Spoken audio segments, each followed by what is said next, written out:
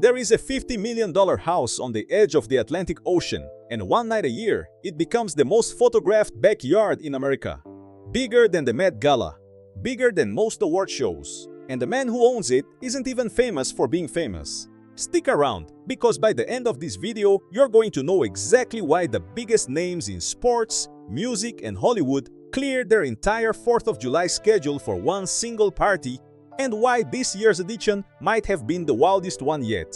Let's start with the basics, because a lot of people hear white party and picture something completely different from what it actually is.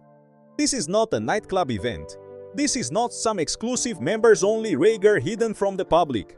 The White Party is an annual 4th of July celebration hosted by billionaire entrepreneur Michael Rubin at his oceanfront estate in the Hamptons.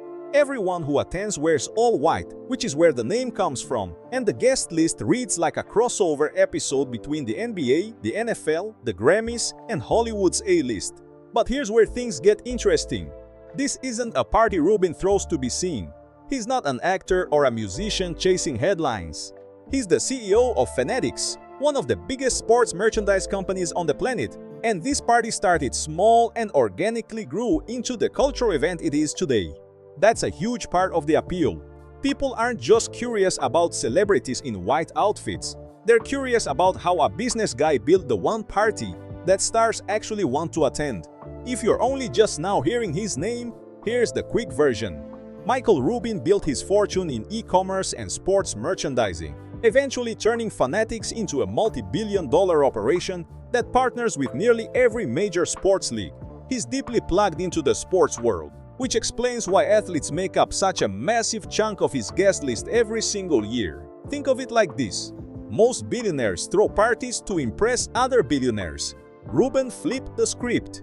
He throws a party that athletes, musicians, and entertainers actually want to be at, because it feels less like a stuffy gala and more like the best at backyard barbecue you've ever seen, just with a 9-figure home attached to it. That's the analogy that explains the whole phenomenon.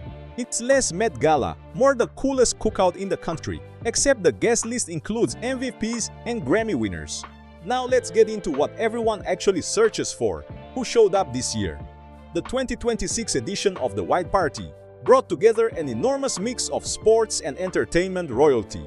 On the basketball side, names like Draymond Green and Jared McCain were spotted in their all-white fits, alongside NBA stars such as Kevin Durant, Tyrese Haliburton, Trae Young, Kyle Kuzma, and Michael Porter Jr. On the music and entertainment side, the lineup was just as stacked.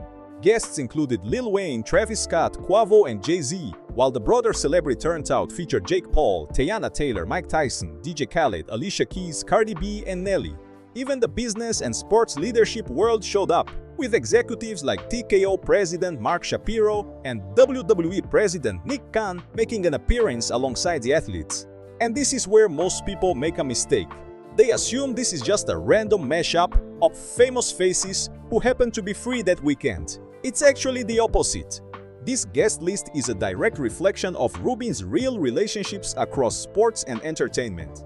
It's not a party built around who will generate headlines. It's a party built around who Rubin actually does business with, competes alongside, and considers friends. That authenticity is exactly why it keeps growing every year, instead of fading out like so many other celebrity events. That's also why you'll never see this event feel stale or predictable. A typical red carpet has a fairly fixed rotation of faces, because it's tied to one industry. This party pulls from at least 4 different worlds at once: sports, music, business, and entertainment. Which means the combinations you see are never quite the same from year to year. Here's a detail that trips a lot of people up. Why lock the party to Independence Day weekend every single year, especially when it can collide with other massive events? This year, that exact question came up because the party landed the same week as a major celebrity wedding. But Rubin addressed it directly, noting that the date wasn't something he was going to move, explaining that the timing was intentional and that people show up no matter what else is happening that weekend. That answer actually tells you everything about why this event works. Most party hosts chase the calendar, trying to avoid conflicts and squeeze into whatever weekend seems least crowded. Rubin does the opposite. He's built the White Party into such a fixed tradition that it doesn't need to dodge competition. It's become the anchor event of the holiday weekend itself, not something that has to work around everything else. Now this next part might surprise you. The location itself is basically a character in the story. The party takes place at Rubin's ultra-luxury oceanfront property in the Hamptons, a home reportedly valued around $50 million, sitting right along the Long Island dunes with direct ocean views. Picture this for scale. You've got a sprawling estate with the Atlantic as the backdrop, guests dressed head to toe in white spilling out across the lawn, and golden hour lighting hitting everything just right for what feels like an endless stream of photo and video content. It's not an accident that this location produces some of the most shareable images of the entire summer. The setting was practically built for the moment, oceanfront, expensive and visually unforgettable, which is exactly why every major outlet ends up covering it within hours. Think about how much work most brands put into building a set for a single ad campaign. Rubin doesn't need a set, he already owns the backdrop. The dunes, the water, the wide open lawn, all of it does the heavy lifting that a studio crew would normally spend weeks trying to fake. That's part of why the photos from this event travel so fast online. Nobody has to dress up the location. It already looks like something out of a magazine spread before a single guest even arrives. So how did a private 4th of July gathering turn into something people compare to the Met Gala? The answer comes down to consistency and access. Award shows are scripted, produced, and heavily controlled. The White Party feels raw and real, even though it's clearly a massive production behind the scenes. Think about it like a playlist versus a mixtape. Award shows are the polished playlist curated by a committee following a strict format every year. The White Party is the mixtape, unpredictable, personal, and packed with unexpected pairings you'd never see on an official red carpet. That unpredictability is exactly why fans keep coming back to see who shows up next, because you genuinely don't know who's going to be standing next to who in this year's photos. A lot of coverage focuses purely on the outfits, but there's more happening than just an all-white dress code. This is a full-scale summer celebration, with music, dancing, and mingling across one of the most impressive private properties most guests will ever step foot on. It's part reunion, part networking event, and part full-blown holiday celebration, all rolled into one night. And here's the part that connects back to Rubin's business world. A huge amount of relationship building across sports, entertainment, and business happens in rooms exactly like this one. The White Party isn't just a fun night, it's also where deals get discussed, friendships get deepened, and connections across industries get strengthened, even if none of that ever makes it into a headline. This is one of the most searched questions, and the answer is simple. Yes, this is a strictly invite-only event. There's no ticket you can buy, no public entry point, and no way to walk onto that property without being personally connected to Rubin's circle or invited through someone already inside it. That exclusivity is actually a huge part of why it generates so much buzz online every single year. When something is completely closed off to the public, curiosity multiplies. People want to know what happens behind that gate, precisely because they can't experience it themselves.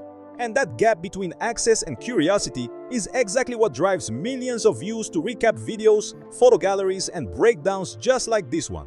Here's the bigger takeaway, and it's the part most viewers miss. The White Party isn't successful because of one celebrity or one viral moment. It's successful because Rubin built something that feels genuinely social instead of purely promotional. Every guest who shows up brings their own circle, and that circle brings their own circle the following year. It's organic growth built on real relationships, not a marketing campaign trying to manufacture buzz. That's the pattern worth remembering if you're paying attention to how cultural moments like this one are built. The events that last aren't the ones engineered for a single viral clip. They're the ones built on consistency, real relationships, and showing up in the same place, the same weekend, year after year. Compare that to a lot of celebrity events that pop up, get a huge burst of attention for one year, and then quietly disappear the next. Those events usually chase whoever is trending in that exact moment. The White Party does the opposite. It doesn't need a trending topic to stay relevant, because the relationships behind it were never dependent on a trend in the first place. That's the difference between a moment and a tradition. And it's exactly why this party has outlasted so many events that seemed just as big a few years ago. So here's the takeaway.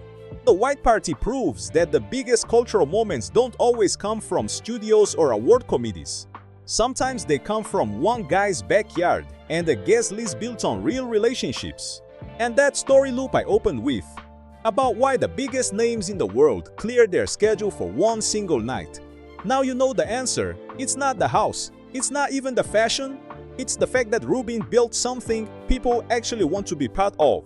If this gave you the full picture of what the white party really is, you're going to want to check out the next video where I break down the business empire behind it and how Michael Rubin turned fanatics into one of the biggest names in sports.